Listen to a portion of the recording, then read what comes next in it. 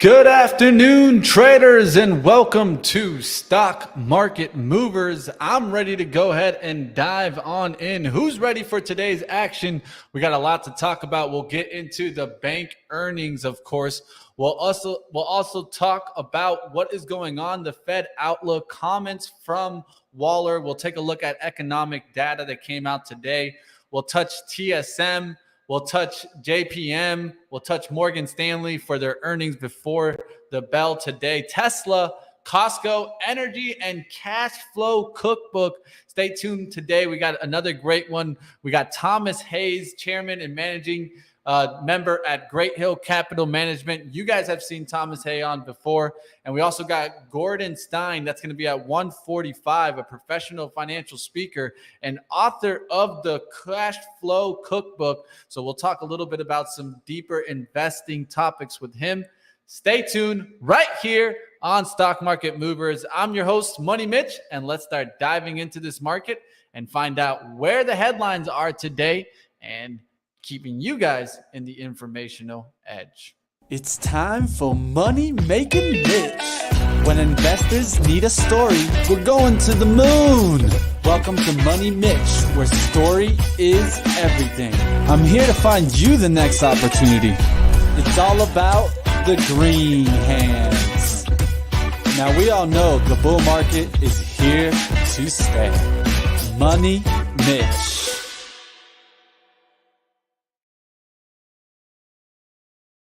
How we doing, team out there? I want to definitely start it off by, of course, if you guys can do me the favor, hit that like on up as we continue growing with the audience. Right now, we got about 133 of you guys watching. I want to get this up there to 300, 400. So you guys can do the help by definitely smashing the like. Let's keep going. Let's break open the piggy bank and see what headlines we're in today. I'm going to go ahead and dive on in. First one I want to dive in to, of course, is what is going on in this market. Let's take a quick look at the SPY, and we'll take a look to see how the overall market is trading. Right now, we are bouncing back from those 371s in the morning. Of course, we had economic data. We had Waller talk. We'll talk a little bit about that, but the SPY is bouncing a little bit. Let's see if it holds VWAP towards the end of the show. We'll continue to watch to see if it takes out that 371. Been looking at the daily. It's been looking like we're kind of in this bear pennant starting to break down. Yesterday we broke below it, but then we actually closed really close towards up here towards that 381. Now we're looking like we can't even get back there towards the 381. We're down there towards the 370s. We'll see if we take this out or not. All right, let's keep going in. Let's start diving on into today's show. Today we're going to talk first about some of course, we kicked off the day with some disappointing bank earnings. JPM, Morgan Stanley, we'll get into exacts coming on up. But if this is any indication of how earnings are going to continue to come, we're in for a real painful quarter. Let's take a look at some of the Fed outlook and the Fed talk out there today. Of course, investors are starting to weigh that 1% interest rate hike rate. And this morning, the CME Fed tool was kind of leaning towards that 1% or the 100 basis points. And then comments by Fed Governor Christopher Waller stepping in here. He said that he expects to raise the central bank's benchmark interest rate by 75 basis points this month. Said that he'd be open for a larger move depending on the incoming data. Fed Waller also said that it's a very hard game to predict a recession and says that the labor market would have to deteriorate incredibly fast to throw us in a recession. He says that market may have gotten ahead of themselves on a 100 basis point hike in July. Of course, the market really liked when that was mentioned. We started seeing a little bit of a rally when that happened. He also stated that even with Fed tightening, he thinks that the economy could achieve a soft landing, and that wouldn't, of course, include a recession. Now, after that, quickly after that, we started seeing the change there, and the CME's Fed Watch reported that the interest rate futures reduced the bet on the 100 basis point hike rate in July to 50%. After Waller's comments, and before that, they were at 86% of that 100 basis point hike rate in July. So we'll continue to watch to see if we get more comments. Of course, we could get comments before that meeting.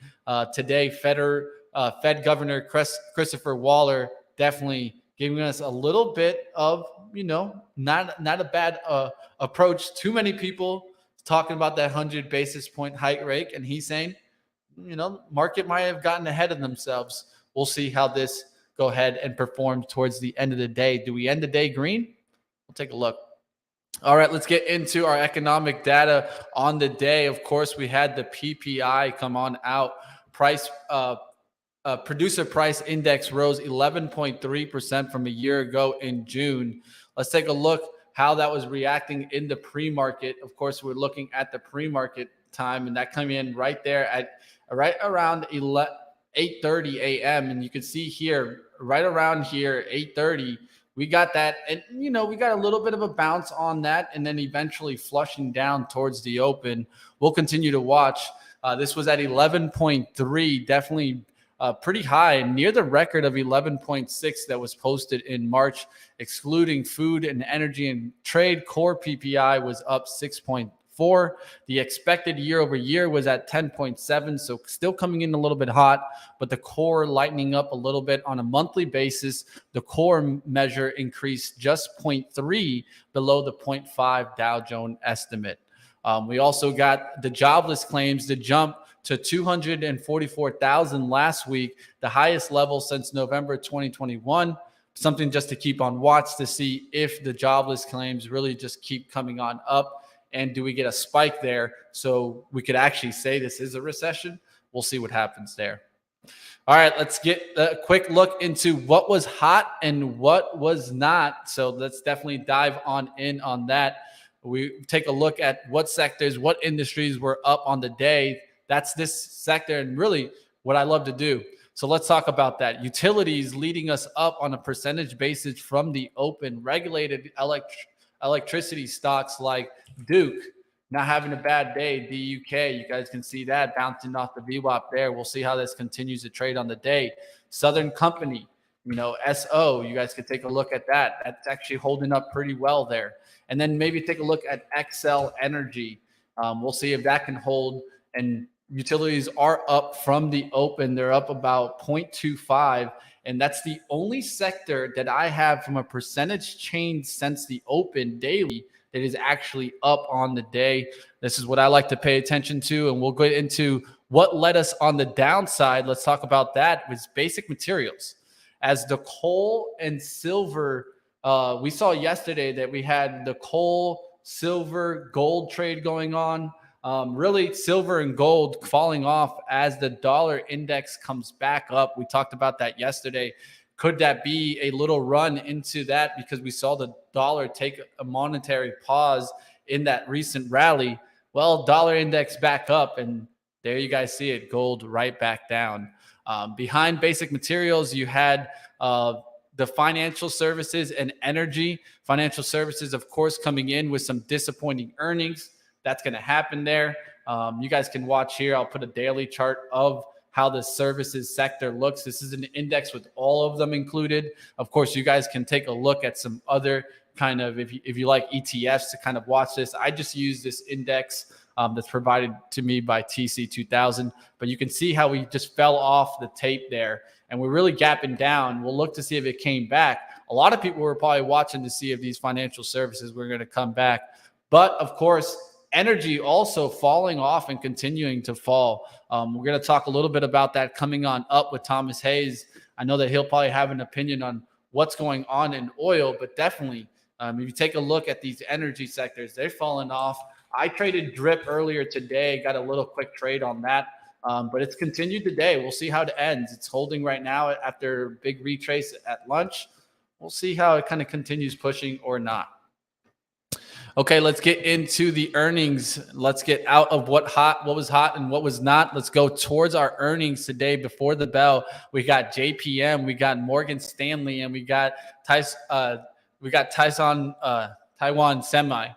So let's go ahead. Let's dive on in. I'm going to go into JP Morgan here. Let's take a look here. As you guys are seeing it trade pretty much sideways here. It did drop a little bit out the gates there. Now trading sideways. I want to see if it can get back up there towards, let's say, the 108.50s, or even where do we have on the open here? We have 108.67. Let's see if it can get back and recover some of that. They came in with the earnings per share missing here at $2.76, a $2.91 estimate. Sales at $31.63 billion, missing the $31.95 billion. An important thing here is the second quarter profit fell about 28% after building reserves for bad loan. This come also back in April. JP Morgan had already kind of advised us on this, with the first bank to beginning to setting aside funds for loan losses, booking a $902 million charge for building credit reserves in the quarter. JPM also said that they would temporarily suspend its share repurchase program, and that definitely started hurting some stocks. You could take a look also, Morgan Stanley, EPS down here year over year, and also the sales were down year over year, and that also kind of continued to drop there. And so we're going to see if this can turn around. Right now, first two kind of major bank earnings coming in here and really knocking us down, but this could all turn around tomorrow, right? We're going to continue to watch. We got Wells Fargo tomorrow. We got BlackRock coming out. We got Citi. So keep these on watch. We'll see what happens tomorrow. There's a lot more you guys can watch also. Like always, we do have our earnings calendar on our Twitter. So if you guys haven't seen that, definitely check that on out.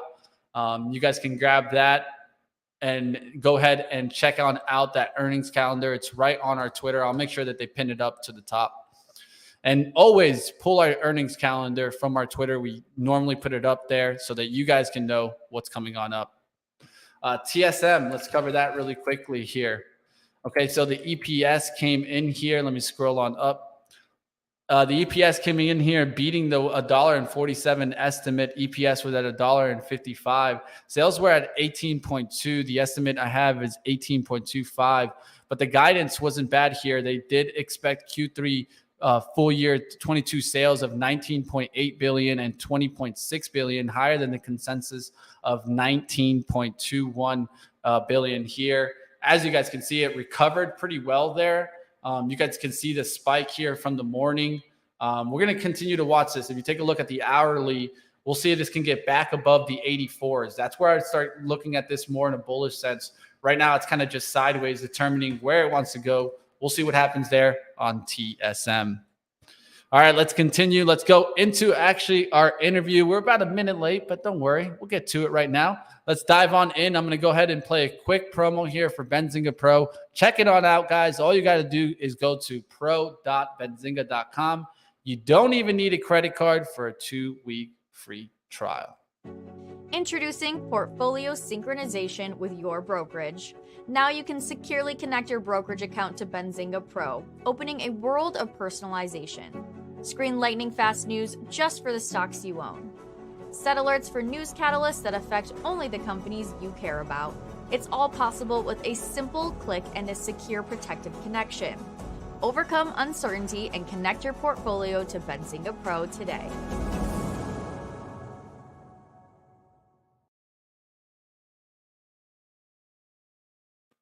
All right, let's go ahead. Let's bring on Thomas Hayes here, Chairman and Managing Member of Great Hill Capital Management. Welcome back, Thomas. Hey, Mitch. Great to be with you again.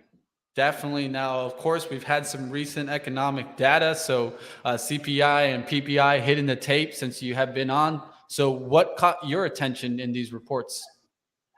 Well, the bad news, Mitch, is it was a complete train wreck. The good news is that it's backward looking. So, the numbers really couldn't have been any worse. They were much higher than expected, both on the CPI, core CPI, PPI, core PPI. And what everyone was hoping for is these numbers would come in a little bit lower than expected, confirm that inflation peaked in April and the Fed could pivot in the next month or so. That's just not happened. You had a strong jobs report. You had higher than expected inflation number in the rearview mirror. So that's the negative. The positive is if you've looked in the month of June, if you've been paying attention, which I know you have, but for your audience, all the commodities have completely collapsed. And now that even includes energy and oil, down, I think today trading 94, 95, 93 to 95 range on WTI crude, down from whatever it peaked at 130. You've got coppers rolled over materially, corn, soybeans, cotton, platinum, cocoa, they've all collapsed. So the question is, how long does that take to trickle into consumer prices? And then we're going to start to see these numbers roll over. So it's kind of like we're getting it all at once. Opinion follows trend. And today feels like the culmination. I mean, people couldn't be more negative. Rightfully so. This too shall pass. It's not fun to see these numbers come in terribly when you see commodities rolling over, but it just doesn't filter through to the consumer that quickly. We're going to see that in coming months, and I think that this level of despondency is going to flip to euphoria. Now I have to ask the question, in your opinion, do we get the 100 basis point hike rate? Yeah, I don't think so. I think Waller basically more or less took that off the table today. I think a lot of people were starting to think in that direction after the PPI confirmed the CPI. PPI is supposed to be a leading indicator, and we saw that trend in recent months, but it was worse than expected. But Waller said that he didn't need to see a lot more worse data, and the market looking at 100 basis points, maybe getting ahead of themselves. He also said that 75 basis points gets us to neutral in July. So that's a pretty big statement. And I always like to watch what people do versus what they say. I've learned that the older I get, that's a better indicator. And if you look at the Fed, one thing that very few people are paying attention to, Mitch, is the fact that quantitative tightening last month was supposed to reduce $47.5 billion of liquidity from the market. They were supposed to do that much in quantitative tightening. They actually only did $7.5 billion, and they were net buyers of treasuries. They actually net bought $3 billion of treasuries. So all of the tightening came in mortgage-backed securities. And that tells me that the Fed sees these trends. They see what's happening with the beige book yesterday. You saw economic growth slowing in certain regions. So they're trying to thread a needle here. They know, they've seen what's happened to commodities. They've been successful with reducing demand. They can't print more oil, so their only play in their book was destroy demand. They've been successful in doing that. We saw that just recently in the last, depending on the commodity, 4 to 8 to 12 weeks with the collapse in demand there. So I think what they're trying to do is stay accommodative by not doing too much quantitative tightening, but present this image of being very tough on inflation until inflation falls over by itself. And the way that they'll do that is continue to jawbone, but probably only do 75 bips this month. And then if those commodity prices start to trickle into CPI next month, then they'll have an excuse to maybe go 50 in September. But if they don't, then they'll have to go 75 again. And they're going to remain data dependent. I do like the fact that they're not doing emotional knee-jerk reactions to the data, that they're trying to be measured, but they're trying, it's a juggling act. They could be forceful and put us into a depression, but they're trying to crush demand and try to have the landing be as soft as possible. And they're balancing between less quantitative tightening, but keeping the hikes going and hoping that these numbers can catch up. And I think when they do catch up, Mitch, they're going to catch up all at once. Just like it seems like today, every single number under the sun is horrible. I think we're going to get to the other side of that. It's the question: is it next month or is it 2 months from now? So how much longer do we have to go through this malaise and just basically burning time, waiting for things to bottom out and for the numbers to get better? Well, it sounds like the sun is on the horizon there, but we got to continue to watch what goes on. I like how you stated there about the asset sell-off, because I think that's so important. Everyone talks about interest rates, but we have to be paying attention how that really is happening there. So I'll call it a little bit of quantitative tightening with a little bit of a Band-Aid on it, because it doesn't seem like they're going full steam ahead, at least on the asset sell-off. Correct. All right, let's dive into the next area. Is everyone wants to know where are their opportunities in this market. Where do you see some opportunities, Thomas? Well, one positive data point that came out this morning, which you touched on, was the Taiwan Semiconductor. So you saw the banks, basically miss on the top line, bottom line. JP Morgan cut off the share repurchases, not at their own behest, actually, because of what JP Morgan, what Jamie Dimon says was capricious rules, banking regulatory rules that they have to have XYZ capital, and the rules are fickle. So he wasn't happy about it. It was reported as if he made the decision to do that. They were forced into that decision. But that's a very interesting business because it's all the investment banking that really hurt them materially. And just as quickly as that turns off and credit markets are currently closed, that can turn on in a heartbeat. It's just, what we've been getting is bad news after bad news after bad news. No one is set up or positioned right now for unexpected positive news. You could get a geopolitical headline tomorrow. You could get inflation next month. You could get earnings like Taiwan Semiconductor. And the reason Taiwan Semiconductor is so important is because they're the largest producer of chips for the automotive sector. And the automotive sector is a material impact in CPI numbers. So used car prices and new car prices have been very high because there's no supply. The reason there was no supply is because there were no chips. What Taiwan Semiconductor is saying with their earnings is we're producing chips like crazy again.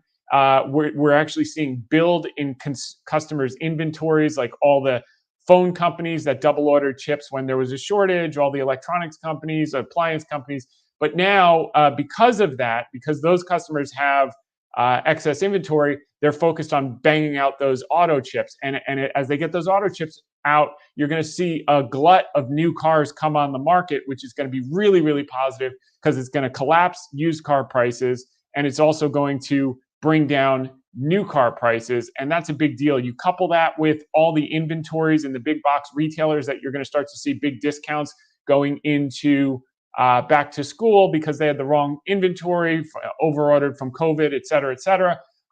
Big discounts there. All of those factors are disinflationary. So just as we're seeing like it can't get any worse with inflation, we're going to see drops in certain areas that are going to come all at once. We just don't know if it's 2 months from now, if it's 3 months from now, if it's 1 month from now, or if it's 4 months from now. But they are coming. Those disinflationary factors are coming.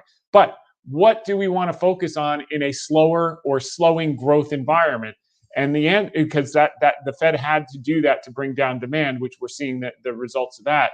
The one area idiosyncratically that we like that we've talked to you about in past appearances is biotech. And the reason that we love biotech is twofold. Number one, on every metric, it's trading at multi-decade lows, whether it's price to operating cash flow, price to book, price to cash, et cetera, et cetera. But more than that, our two catalysts are coming to bear now. So the sector, if you look at the XBI, for instance, is now up some 32% since we last talked, since the May lows. And I think there's a lot more juice in that tank, and gas in that tank. And that is catalyst number one was, well, if these companies are so cheap, why aren't big pharma buying them? Well, that started to happen in the last 6 weeks. You've seen more than a half dozen multi-billion-dollar deals of big pharma taking out undervalued biotech, with the largest one being just about a week and a half ago with Seagen, the $40 billion takeout. It started with Pfizer taking out Biohaven for $11 billion. So now animal spirits are on. Big pharma has patent cliffs. They've got a ton of cash. They have to buy that innovation to grow, and they want to buy it now. One, because they're cheap, but two is because their competitors have started moving, and they know if they don't take advantage of it, their competitors are going to do that. So that's number one. Number two, the FDA has been focused for the last 2 years exclusively on COVID, getting antivirals, getting vaccines approved, and safety and all that. So they haven't been focused on approving drugs in phase 1 and phase 2 and phase 3 trials. There are quite a number of drugs now that are up for major milestones, phase 2, phase 3 milestones. We're going to start to see those come out now that the FDA is back to its normalized schedule of looking after regular drugs and approving or disproving them. And as we start to see the deal flow going, coupled with new drugs getting approved, you're going to see huge animal spirits. And the final thing about biotech is everyone says, well, how could you buy biotech in a rising rate environment? Well, the last time we had a rising rate environment was 2016 to 2018. The Fed raised the Fed funds rate from 25 basis points to 250. Biotech went up 140% over that period of rising rates. The group crashed in anticipation of the rising rates, down over 50% in 2015 to early 2016, just like the sector crashed in the last year from early 2021 until recently over 60%, and now up 30 some odd percent off the lows. We think it's just the beginning, and we do think this could be another 100 to 140% move like we saw over a 2 to 3 year period, the last Fed tightening cycle. So we think all the components are coming together, and we like that because we don't have to be waking up every morning wondering what the S&P futures are doing, because the correlation you've seen on a lot of weekdays, red days for the S&P, biotech has actually been up on quite a few of those in the last month. To a lesser extent, same with China Tech. China Tech is down in the last week because they had shutdowns again. You're going to see more and more of that, but the direction is up. China bottomed in March. Biotech bottomed in May, and both have been on an uptrend. While the general market has been weak, they've been moving up, and we like both of those groups. There's an exceptional amount of stimulus now focused in China. And as they get through these short-term shutdowns, you're going to see money continue to flow back in that direction. Excellent opportunities to keep your eyes on. Now, of course, we have a big situation right now with natural gas in Germany and Russia. How do you see this situation playing out? Yeah, I mean, look, the Europeans have boxed themselves in this situation. Yeah. So Putin can do basically whatever he wants. I mean, he's got unlimited amounts of funds coming in from China and India, are happy to take his oil barrels off his hands at discounted price. He's happy to supply them. So you're not going to drown them out financially. So now you're seeing Brussels saying, hey, Germany, like, you put yourself in this situation. Why should the whole continent suffer? Like, get over it and start to accept that supply again. And you saw today, all of a sudden, the servicing of the Nord Stream was fixed.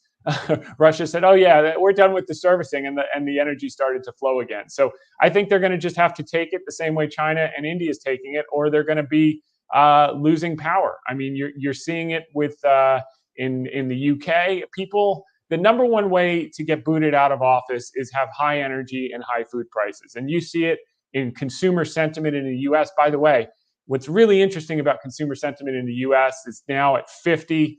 Since 1980, it's gotten below 58 3 times.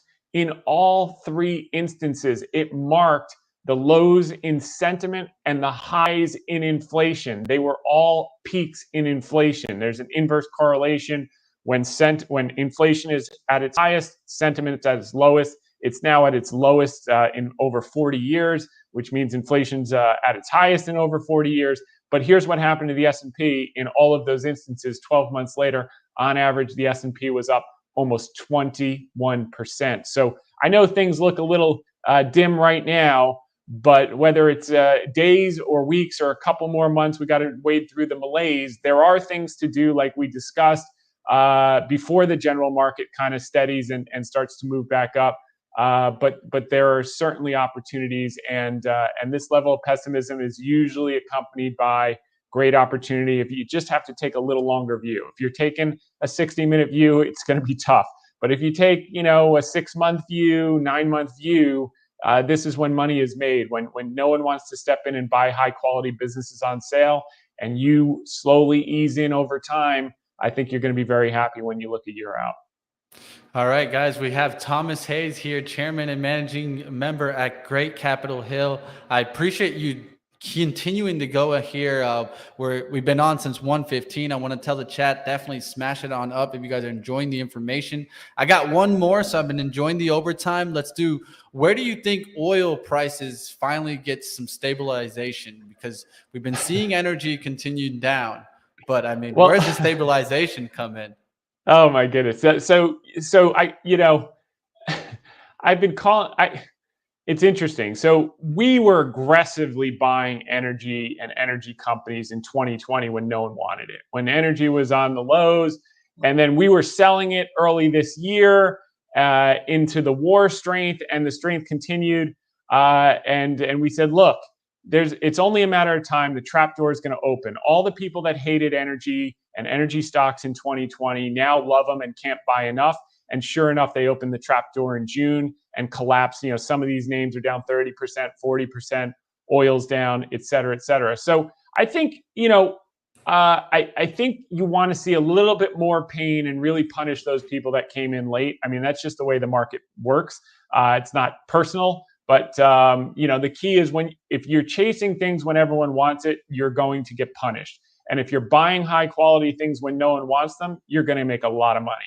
So as provided you have patience. So I think there's got to be a little bit more pain here, because if you had talked to people 3 weeks ago about energy, they would say, we're going to, you saw the notes, $386. I think JP Morgan put out a note that it was going to $386 or some ridiculous thing like that. So look, I just look at the data. Number one, we're not that production now is not really offline, because Russia's pumping like crazy and selling it to China and to India. They're selling it at lower prices, but they're selling it. So that production is full tilt. Then you've got the United States. The rig count's up, now materially from the lows. It was at 240 something, and it's now at 750. And that's down from the pre-pandemic lows of 790, and it probably goes up this week. So we're just about nearing the pre-pandemic highs in terms of rig count. So we're going to have all the U.S. production come back online. We're going to have the Russian production is there. Now you've got President Biden going hat in hand to MBS, please pump more oil. So maybe he'll get a few barrels there, despite the fact that MBS has a close relationship with Russia. You may see some there. And then guess where he wants to go after he gets a deal done with MBS, is he wants to open the spigots from Iran once again. So it seems like this administration wants to get oil from everywhere else except under their own feet at home. But slowly that production's coming back on. Why? Because not all of the oil assets are owned by public companies. A lot of private equity groups bought that stuff in the hole in 2020 and even 2016 to 2020, when public companies were divesting and the ESG movement was basically cutting off their financing it and making it hard for them to get financing to drill and to expand. But the private equity companies don't have that constraint, and they can pump all day long. And at whether it's $80, $90, $110, you can be assured they're doing it, and they're pumping all that cash out of the ground. So that production is going to catch up, and I think we're going to see the Johnny-come-latelys get a little bit more punishment. And then when we look out 3 to 5 years, I think the demand is still material. I do think there has been underinvestment, and I think later in this year there's going to be some opportunity to reload on energy, but I think it's too early right now. Expect more pain. Definitely or pleasure if you're looking at the CPI numbers. We need that sucker down. Exactly. It's a two-sided coin there, that's for sure. And people at the pumps, I don't think will be too upset if energy continues to come on down. We'll see what happens and how long it takes to actually show up at the pumps, which is the important part too. But like always, thank you for coming on today. Thomas Hayes, Chairman and Managing Member at Great Hill Capital Management. Definitely, I've heard in the chat, he's a great follow. I would say so myself also. Thank you for coming on, Thomas. Thanks so much, Money Mitch. Appreciate it. All right, let's keep going, guys. You guys got some extra time there. We almost ran even into the next interview. So what is that? That tells me that you guys are enjoying it. Hit the thumbs on up. I was seeing everybody enjoyed in the chat. I wanted to keep going. Thomas is definitely great at covering a wide range of topics. So let's keep going. Let's take a look at what other headlines we got today before we get on out of here. We got some Tesla to talk about. So let's dive into Tesla and take a look at the chart. How's it trading today? Okay, let's pull up the chart here. All right, Tesla is actually, I'm on the monthly. Let's take a look at the daily here. Catching a little bit of a bounce. It's up past that 700 right now. A close above that 700 would get it bouncing a little bit. Of course, earlier in the week, we came down from around the 720s, even a little bit higher. So we're going to see if this can actually hold the 700. It's been sideways here for some while. But what happened here? So Tesla's director, director of AI, Andrei Karpathy, announced departure in a tweet. I think this is also interesting because we're going to see, one, does he go to a competing company? And two, what happens to Tesla's autopilot program, right? I think we're going to continue to watch how their FSD develops. A lot of people, have something, either you think that the FSD is better or you think that they should be more into LiDAR. We're going to continue to watch how Tesla kind of resolves their AI and, of course, their autonomous vehicles. He was there for a while and he determined to leave. I don't know if this is a bullish sign or bearish sign. It was a bearish sign to begin the day. We'll see how the day closes, but Tesla kind of not really getting hit too much off of that news. Last one I want to get into before our next interview. It'll be coming on up in short little minutes here. Let's take a look at Costco. Costco getting the lift today off of a upgrade here.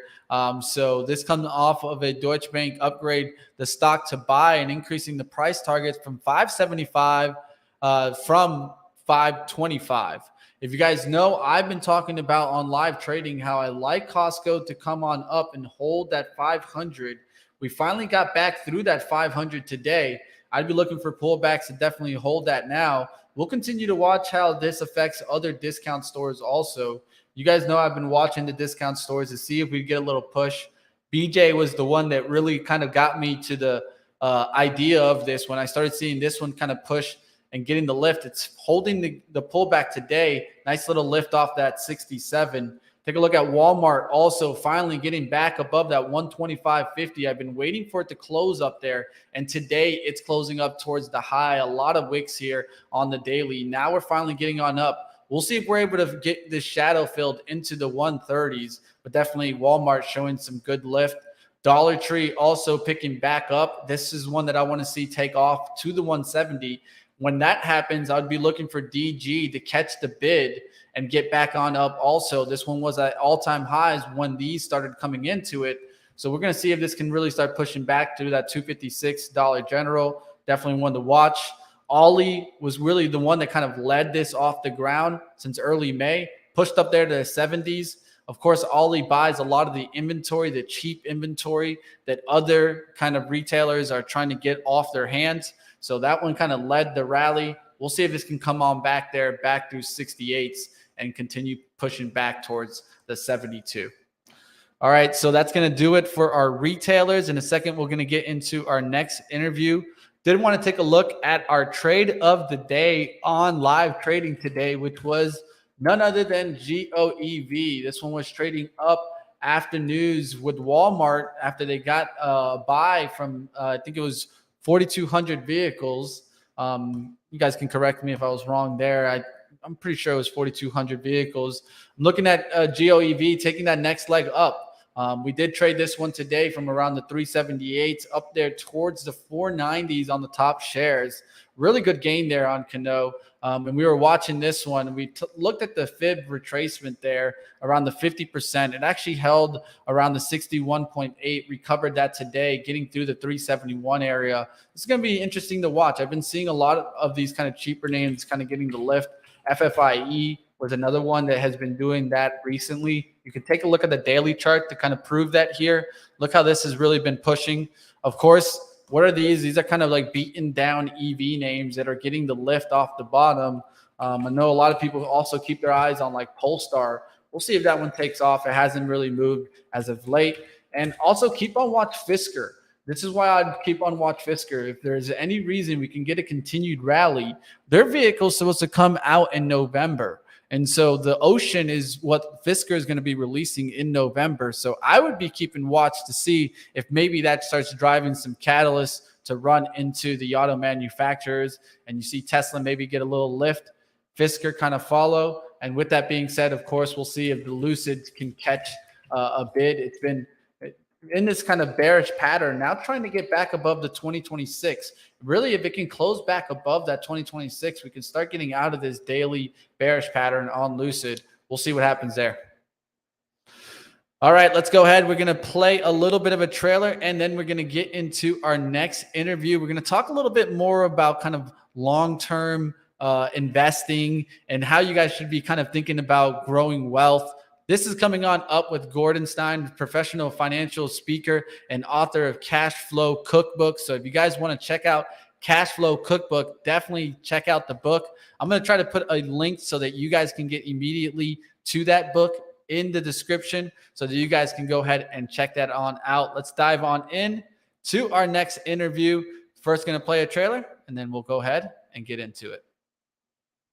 When you want to maximize your performance in the market, you need access to the highest quality tools and news available. Benzinga Pro stands out from all of the options you'll be presented with, and their instant access to market-moving news positions you to be prepared to take on the market in the best ways possible. Here's how it works.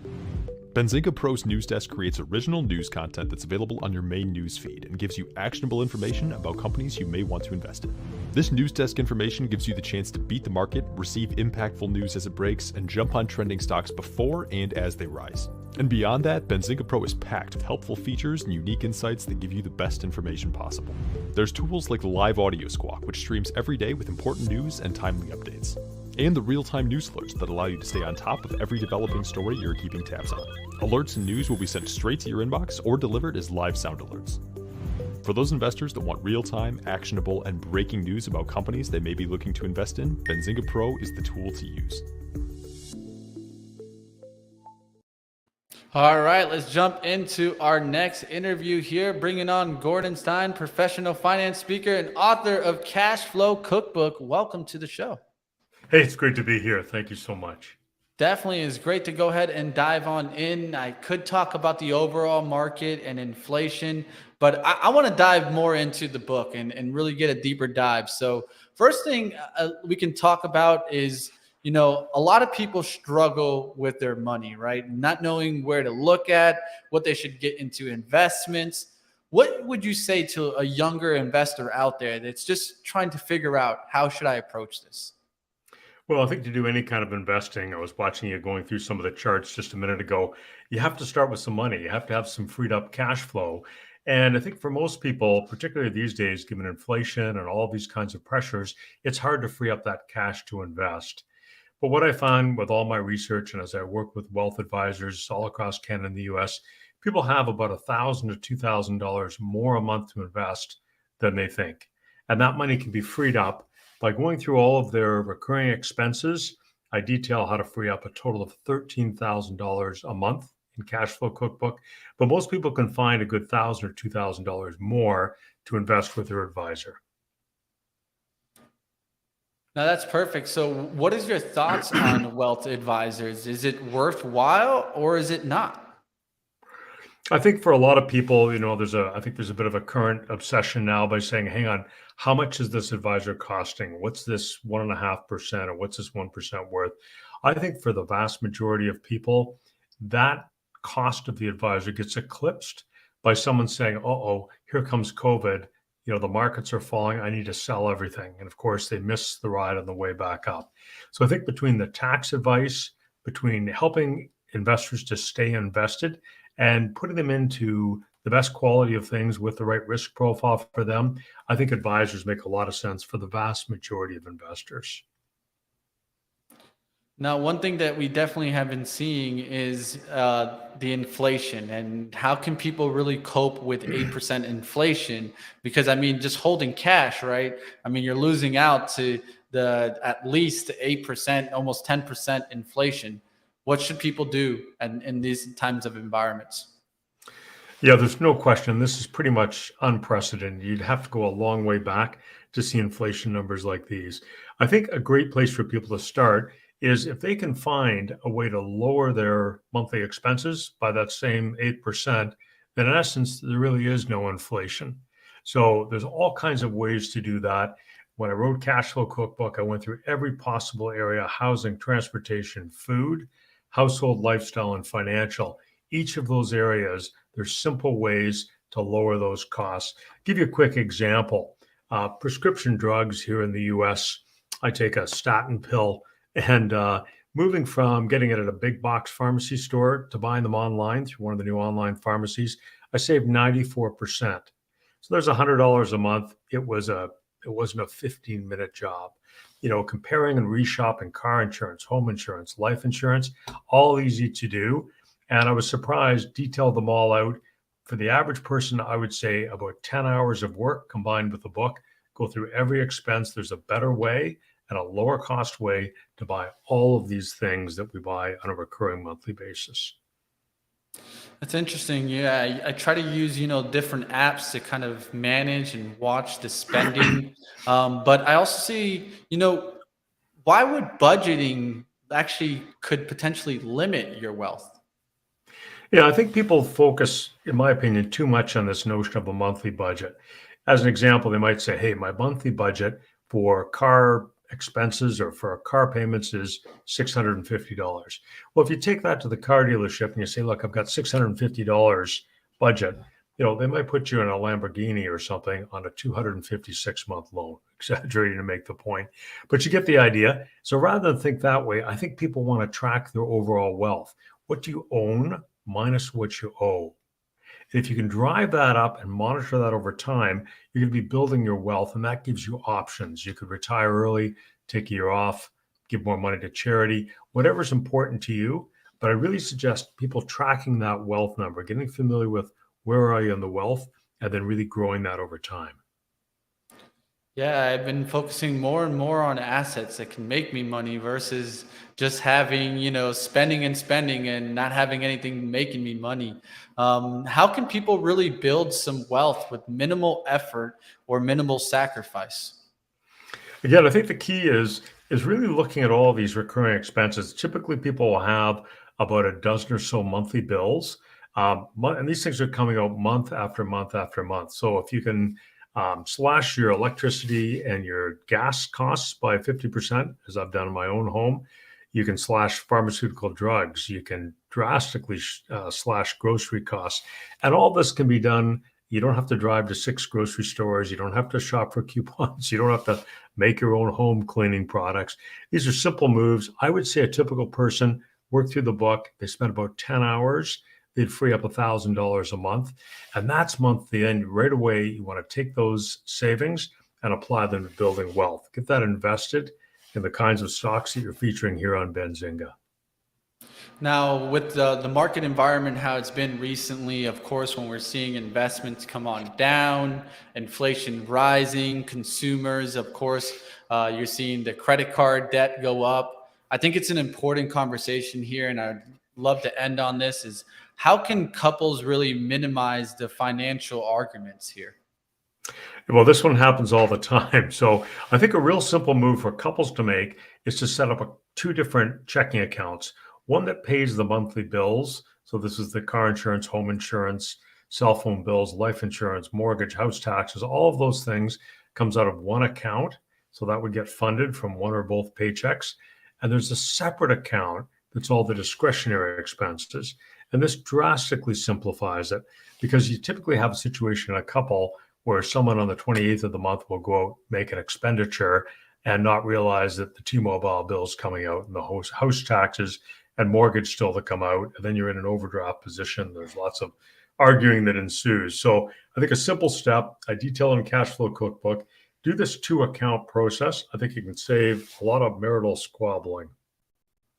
Yeah, and it's probably not going to be blocking the Amazon packages from coming to my home, but we'll keep on watch to see what happens there. I appreciate you coming on today, Gordon, and talking a lot about your book. If you had to wrap up your book in a sentence or two, why should someone read Cashflow Cookbook? I think it's a great way to go through all of your expenses. There's about $13,000 of monthly savings ideas. So the big question is, have you optimized your spend on each of those different categories we're talking about? So here's a great way and a structured approach to go through, find ways to free up more cash flow, counteracting inflation, freeing up more money for debt pay down or more money for incremental investment. Well, thank you for joining us today, Gordon. I appreciate you bringing some wealth knowledge to everybody so that we can keep on building, because that's what we're all trying to do. Love it. Thanks so much. Pleasure to be here. Thank you.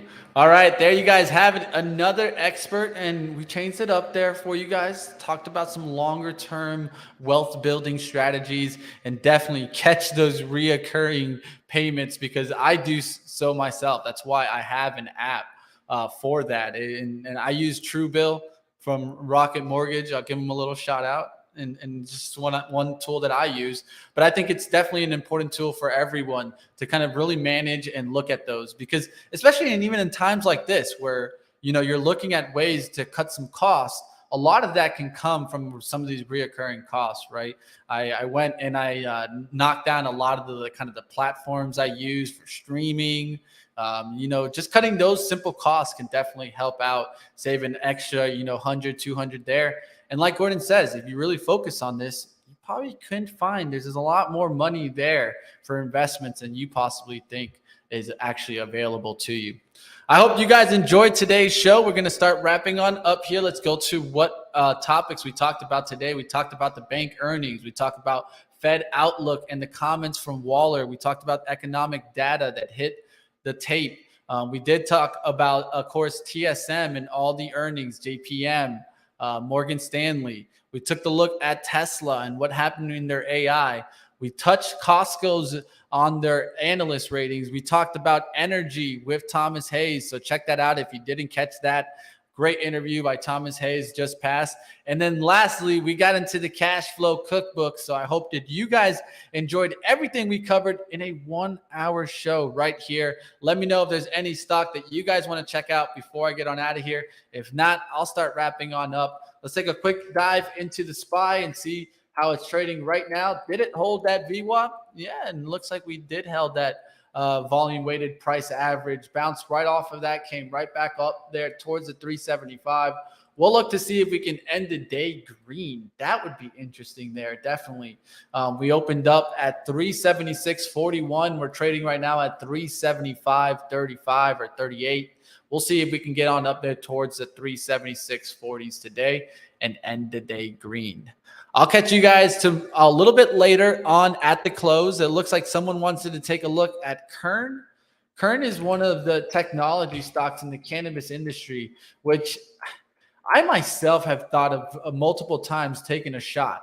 But one thing that I would say is monthly candles sometimes rule the trend.